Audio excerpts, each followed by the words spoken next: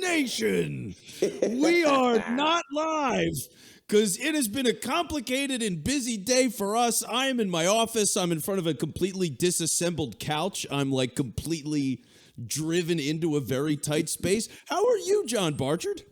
Your space looks much better than what's going on in here. As everybody's down for the count. Mama's down. Jirius is down. Baby girl is down. So there's only two. We only got two healthy going into the week. We got a lot on the injury list over here. So, but the show must go on nonetheless. So here we are, buddy. Your hat looks phenomenal too, by the way, if I might add.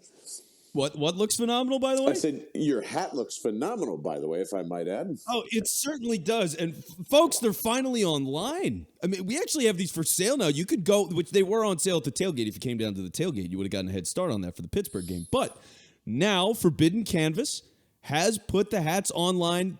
We've already had to put in another order. They're going that fast. So if you want these to show up at your house in like the next week, you'd better order today. I mean, it's really that simple. So forbiddencanvas.com. John Barchard has retweeted it. Bellthebirdmen.com. We have it right at the top of our website as well. So yeah, Taylor's make sure you check that out. .net, by the way, .net. Oh, forbiddencanvas.net. See, I'm a shitty partner. Forbiddencanvas.net. So, but you're not a shitty host. And you even just told me before this, because I couldn't even believe the number 10 trades today before the deadline buzzer? Yeah, there were.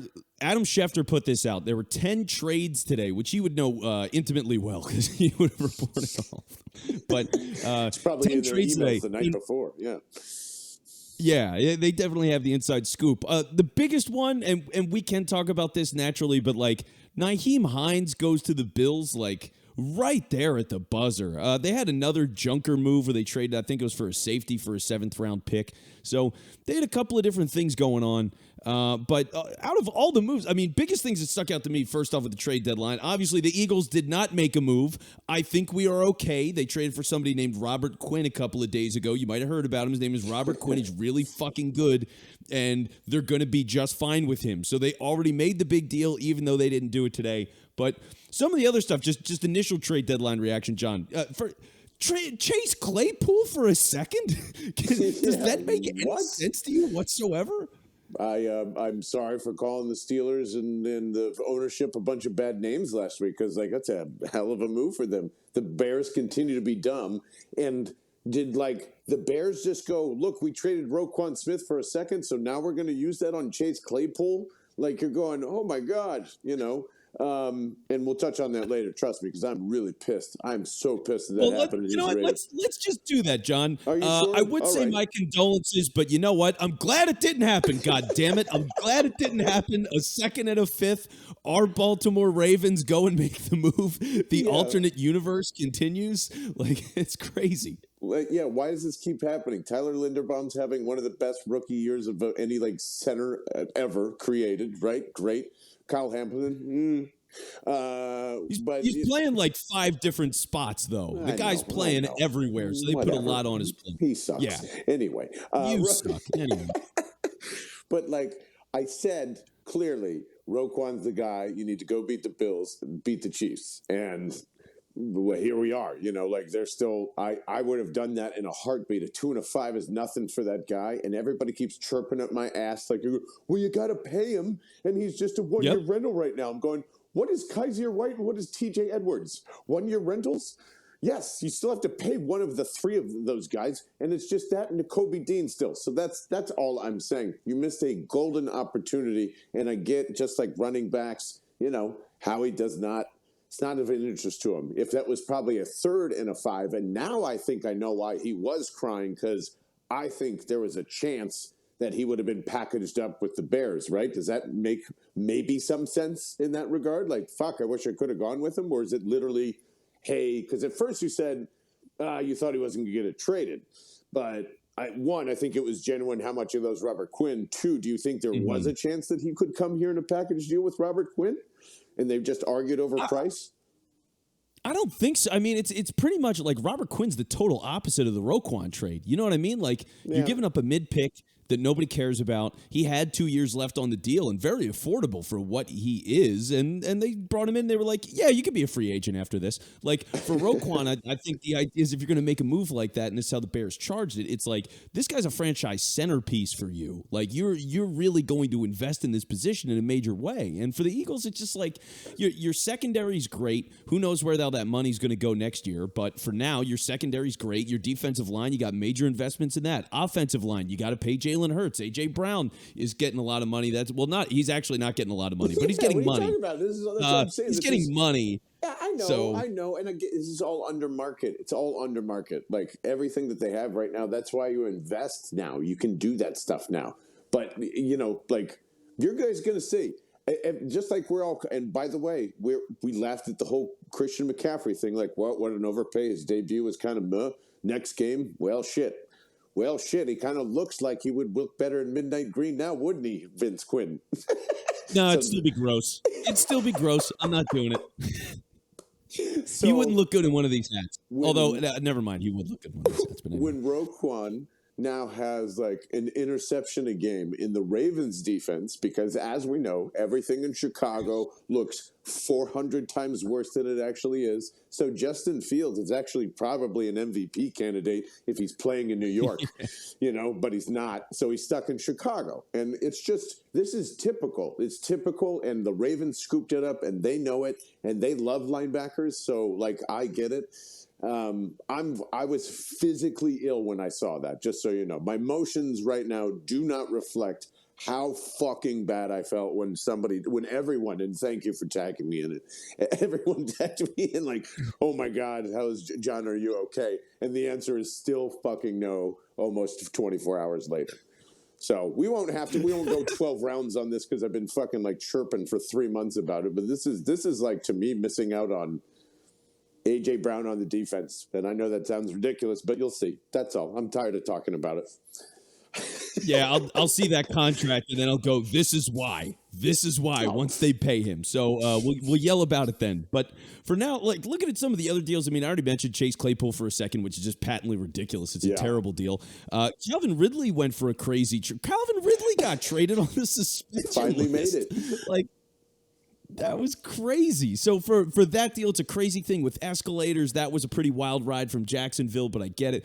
Dude, TJ Hawkins, can we talk about that Lions TJ Hawkinson deal for a second? I want to get into more Eagles shit, but like that trade, when you're the Lions and you try to make that, like, you didn't get a whole lot for a great tight end that you just sent to a division rival. I don't know what the hell they're thinking. How do you do that deal? Like, how do you do that deal?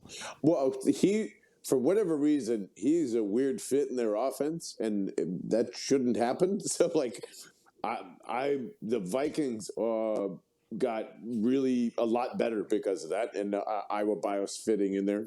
T.J. Hawkinson should be like looked at as Goddard, as close to any of the rest of those guys. Like, he's an absolute stud. So at least Kirk Cousins will throw him a ball. Jared Goff is, I don't know what the hell he's doing.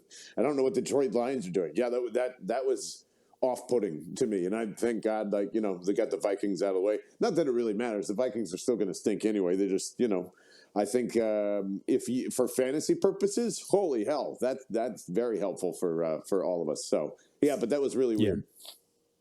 It was really weird. Well, for what it's worth, they have Irv Smith Jr., who's done pretty well this year. He was like this. It was just years of like, maybe this is the year, and then he'd get hurt all the time. So then, like, he gets hurt again, and he's missing 8 to 10 weeks. So they pulled the trigger and get Hawkinson. But like, God, what the hell are they doing up there? So all that stuff was a joke. I do wonder though. Like, this is the exciting thing for me is when you're thinking about how things have trended in the last couple of years. Like, you look at the Rams, you see all the Les Snead, like, fuck them pick stuff that's going on. That's become such a popular thing. Now you're seeing all these teams that are making deals at the trade deadline. It's a later deadline than it was, like, I don't know, 10 years ago. Like, there's a lot of things that are changing in the league. It feels like where more teams are willing to deal, which, if you're just living in a Howie Roseman world, feels like a Howie Roseman world. You know what I mean? Well, like, this, it just feels like it's trending for him properly. I look at all the deals that kind of happened. Bradley Chubb with the Dolphins was pretty crazy. Just like we're saying, a lot of these things were like either, hey, let's go for it, or let's ditch out really hard. And Vince, we've tried to answer this question for the last month now, or last 2 weeks at least. What is the ultimate thing that is going to put the Eagles over the top? And if you can't have a defined answer on that question, your team's pretty fucking good. We know that. They haven't lost a game yet. So it's kind of hard to like glob on and wheel and deal.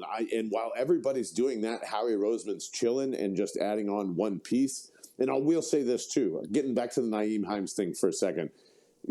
That seemed to be a very gassed up hot button topic on Twitter today. I don't know if you were a part of that conversation. The Discord he was a topic in the Discord for a bit too. Good.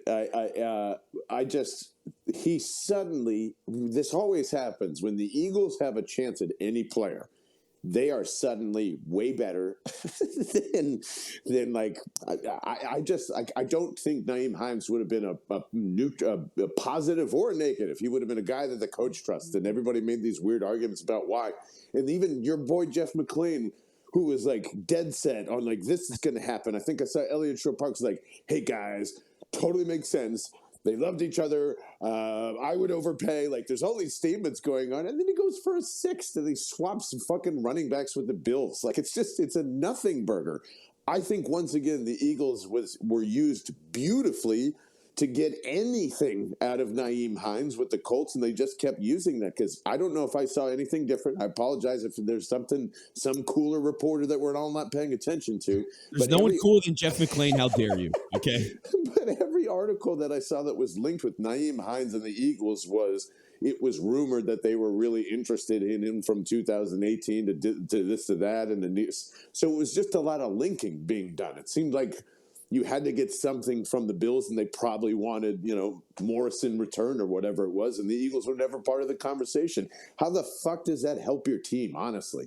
Like, you have. Yes, if you're going to make the argument he's a better pass catcher than every single one of the running backs that the Eagles have, I think that's true. It is true. That's why I suggested Melvin Gordon just as like, fodder. Maybe you can get him for nothing. So I don't know. Like, either one of those moves, I don't think a running back is going to help shit. Just getting back to the bigger picture on that, like, I don't think there's anything that is valuable enough outside of Roquan Smith that you could have done, to really make any kind of impact. Like, and probably end up looking like a fool, like the Bears do right now.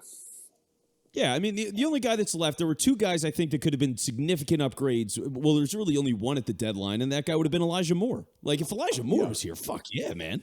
It's party time. Like, you kidding me? I know it's a little weird because he's all negative up there, but, like, that dude's a talent. And here's the thing that I think, because for Hines, a lot of it is, he could return kicks and all that, which, like, I mean, I guess, sure, but, like, I don't think it's that big of a deal in terms of like. But he doesn't do it on the regular. It's just a thing people throw out there. Yeah. Yeah, there was some clip that came out on Twitter of him having a big return. I was like, I don't know when that happened, but okay. So, I mean, fine. But, like, think about this. If they had added somebody at receiver, and this is part of me on the Odell train, right, is like if they added Odell, I feel a lot more comfortable having Devontae Smith just return all the kicks. Just return everything. And let him do it and see where it goes. Because they're comfortable enough to do it here and there. They clearly are experimenting with it, and it feels like it's something they're going to unleash in the playoffs. So if that's what you're going to do and you have another receiver in here, I feel more comfortable taking that risk, and maybe they'll do that. But for now, like, Hines is a guy. I like him, but is he that different from Kenny Gainwell? Is he that much of an upgrade? Are you going to give up a 6th-round pick to do it? Does that really, or whatever it was going to be from the Eagles to do it? I don't know. Like, I don't feel like they missed out on anything. I don't think it makes and I'll say this too. The Eagles adding Robert Quinn is a way bigger deal than the Bills adding Nyheim Hines. So when you're looking at additions, like, that's way bigger. You want to throw in the cheats and Darius saying that, by the way, but yeah. Yeah, but like it's just, it's just like everybody, you're expecting that deal at the deadline, how he's making all these moves and everybody's going to be all hopped up for it. And like, I was hopped up for it. I was checking Twitter and the Discord every 10 seconds, making sure that like Turbo Mike wasn't updating me on some move that I missed. You know what I mean? Great job on Turbo Mike again today. Just amazing job by everybody in the Discord too. Yeah, appreciate everybody. Like, it's fun to be able to check in on all that stuff. But it's the thing. We all felt this sense of agony of like, oh my God, are they going to make a move? Oh no, they're not going to do it. It's such a disappointment. But like, They did add Robert Quinn, and it's a really big deal. So I think there's still stuff that can be done. You never know. Certain guys that are going to get cut over the next couple of weeks, asked to be released, whatever. There's a lot of things that can happen here. So they can still add pieces throughout, and it's not completely over, and OBJ's still on the table, so I'm not giving it up until that happens. But with all that being said, John, I want to get into the Houston Texans a little bit. The Houston Texans? You mean the game we're flying to in just less than 12 hours from now? And we'll be at the airport, and there's going to be a whole bunch of Eagles and Phillies fans that are going to be joining us at the Kelly Ice House at 3333 East Side Street in Houston, Texas. Kirby Ice House. What did I say? You said Kelly Ice House. You've seen the Kelly green hat, and you think Kelly. It's throwing me off. I'm already telling you wrong information. So, by the way, to not tell you wrong information and to verify everything I'm saying, text us if you're in Houston, 215-509-5833. We're already assembling a huge group. We don't know all the details other than be at the place I just said at 6 p.m. Central Standard Time. Because apparently even 30,000 square feet, which this place is, things could get crowded pretty quick. So we're going to try and secure them some tables and do all that fun stuff. And Vince Quinn, I'm just assuming that you are going to tell me that this is going to be a Miles Sanders game. No, I wasn't going to say that necessarily. I think it's an everybody game. I really do. I don't look at anything in Houston and go, oh, they're actually really good at that other than running the ball. That is the one thing they can do. I look at Damian Pearson and go like, oh, holy shit. No, he's really good. Like he's not just like solid. He's really good. So that guy's a problem. But like, that's it. I mean, have you seen, because here's the biggest thing for me. I mean, we talked about Pittsburgh a lot last week, and the whole thing was just, they suck. They're not good at anything. There's nothing to worry about. We're going to win this game by 1,000,000 points. We're going to win this game by 1,000,000 points. Like, it's going to happen again. Have you seen how bad Houston is? And here's the biggest thing. It's like, Kenny Pickett could run. Davis Mills does not run. Mm-mm. Davis Mills is going to die. That guy is going to get sacked 10 times on Sunday or Thursday. I wish I was exaggerating on that. Or I don't know why I would be wishing that, but it's a phrase. He's going to get sacked 10 times. He's going to get sacked all day. He has no chance. That line is not good enough. And for a guy that can't move, they're going to get massacred on Thursday. And when the only thing they've got is running the ball. They're so fucked, man. And so here's the levels of chaos, by the way, John, because some of this has been lost. Some of it's the Texans and nobody cares. But all this shit has happened in the past, 4 weeks. So, one, they fired their president. Jack Easterby got fired 4 weeks ago. That guy who was this shady Belichick guy and did this weird takeover of the team where all these people felt like he was sort of isolating them and killing them, basically. It was a crazy thing. Just go read all this as much as you can about Jack Easterby and how he took that team over and became president, because it was really fucking weird. The way he got the GM, Nick Caserio, from New England and brought him over. Yeah. There was some tampering stuff related to that. There was baggage everywhere with this guy. They fired him just a couple of weeks ago. So that's one. Two, their leading tackler last year. This is a fun one for you. Do you know who their leading tackler last year was in Houston, John? Man, I have no idea. Brian Cushing? I have no idea. That's a great one. I love Brian Cushing. I haven't heard him in a while. Camu Grugier-Hill, John. Welcome Camu Grugier-Hill, their leading tackler last year, started 6 games this year, got put on the bench last week in week 7. He got put on the bench, asked for his release, and they cut him. Now an Arizona Cardinal, by the way, just signed there today. Exactly. But he was just oh, this place sucks and I'm not playing. Get me out of here. So he's out of there. And then today, Brandon Cooks, who was supposed to get traded, apparently he wasn't at practice today, and he figured he was gone. As soon as he's not gone, he has this whole thing of don't take advantage of my kindness. I know what you people do, was basically the tweet. And it was oh shit. So, who knows if Brandon Cooks is going to play? If he does show up, he's going to be completely miserable. Mm-hmm. They don't have a lot of talent to begin with. The matchup is terrible for them. This game is a joke, dude. This is not a trap game. There could have been a universe where this was a trap game. Yeah, so much of a joke that not to mention all the turmoil from trying to even get to the whole Jonathan Gannon situation from last year. Lovey kind of just being there to be there as like, hey, we're not doing anything stupid, or don't look into this type of scenarios here. So it's like there was already that walking into the season. Now you're adding all the little stuff, and Brandon Cooks being mad, and I would too, buddy. Trust me. And you're playing on a short week too. Like, this is ultimate turmoil. You've got like 2 days to wrap your head around this. And the only reason why they don't have talent in the first place is Bill O'Brien is now pretty much on the record of trying to get fired, purging all this talent in the first place because of all those weird politics with Easter Bay and like all that other stuff that happened there. So, this should be worse than the Steelers, right? This should be like, I don't know if the Texans score a touchdown bad. That's how bad I think this is going to be.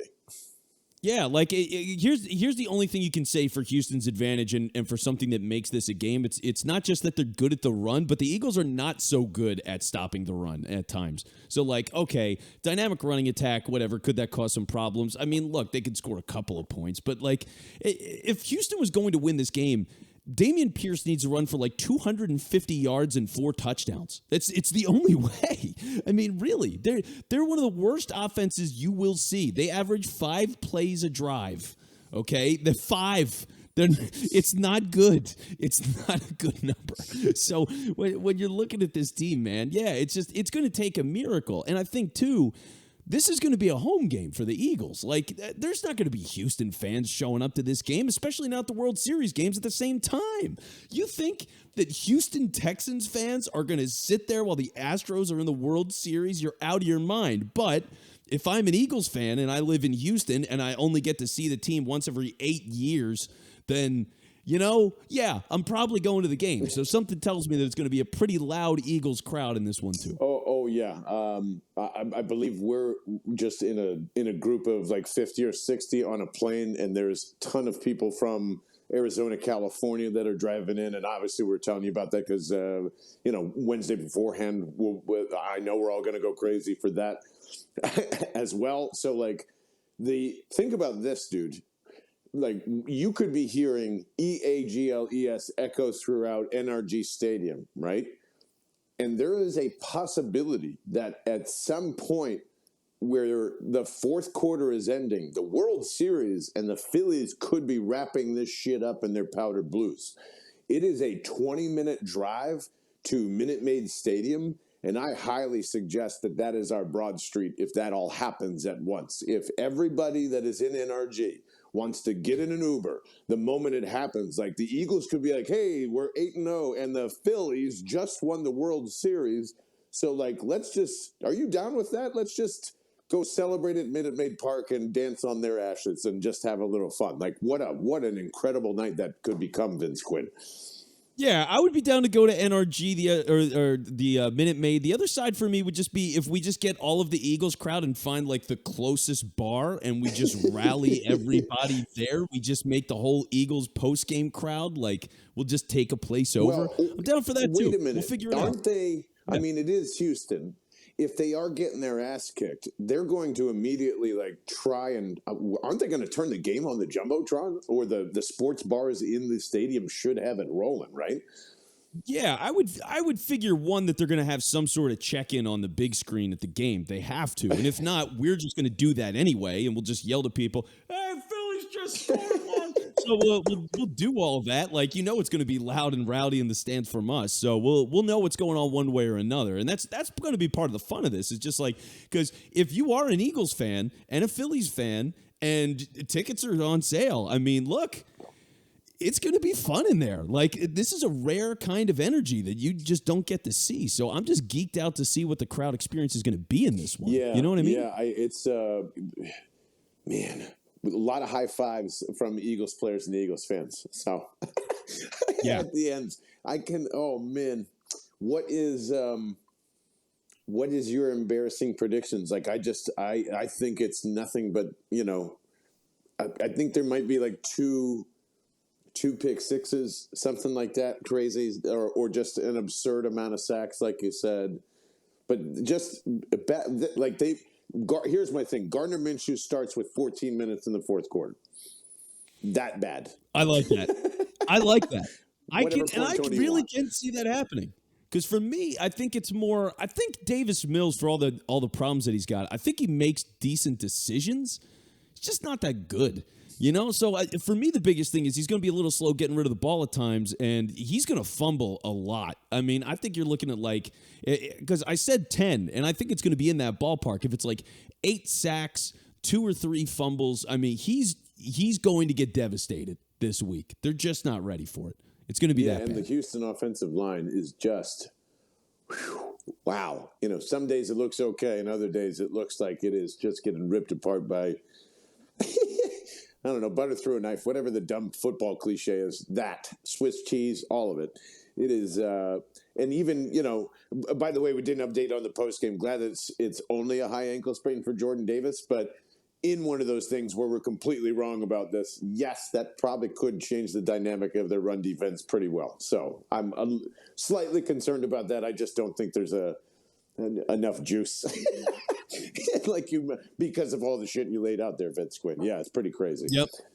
Yeah, they just don't have it. But if you got thoughts on the game, you're coming down to the game, you want to join us on Wednesday for the Hangout watching the World Series, just hit us up. Like John said, on the text line, 215-509-5833. So we'll be checking that way. If you're in the Discord, you can just add us in the Discord. I'm the fastest man alive in there because I beat John in a race. So fastest man alive. I will happily answer your questions and tell you where we're going and all that good stuff. But again, all this is brought to you by Philly Sports Trips. So shout out to them. Shout out to Vince Rizzuto, PhillySportsTrips.com if you want to join us for Houston or anywhere the rest of the way this season. Home tailgates down at the Navy Yard. Anywhere on the road the rest of the way. We're going to have a big bus trip to New York in a couple of weeks, John. I know you're geeked out for that. Are you going to be wearing a Giants jersey? Or I'm actually just going to dress up as Brian Dable. I think that would be like something you would do where everyone would boo, and like I think we can pull that off. So that might be fun. That would be really funny. Start growing the beard out, pal. And I do want to say one. Speaking of which, shout out to Kurt for coming down again to one of our tailgates. But a humongous shout out to my friend Marvin the Rock Hudson, who just retired from being a naval officer for 26 years. He's an unbelievable friend. He's an Iowa boy like me that got stuck in San Diego. We've been connected since 2014, I think, and it's the first time we met in person. So it was a pretty cool experience, and gave me a very honorary coin, which he only made like very few of, and handed me one. I thought that was fucking cool as shit. And that is why you just need to come hang out wherever we're hanging out, because there is just a lot of cool people around. And that's what makes it so fucking great and why we're doing this all year. And what better way to celebrate than kicking the Houston Texans' ass and, man, eating some fantastic barbecue, it sounds like, too, Vince Quinn. That's right, and we'll be drinking some delicious water, liquiddeath.com/Bell if you want to get some yourself, to give you the store locator. So if you go, hey, I don't know where the hell, I don't have a 7-Eleven, maybe it's somewhere else. Well, liquiddeath.com/Bell, and you can go pick some up. So give that a look. And in the meantime, John, I feel great. Post-trade deadline, I feel great. Not what I expected, but I still feel great. I think Eagles fans in general should feel great. We have to get ready for a flight in a couple of hours. I haven't packed yet, so let's go do that. And I'll see you in the morning, and we'll see you on the road. Bye, guys.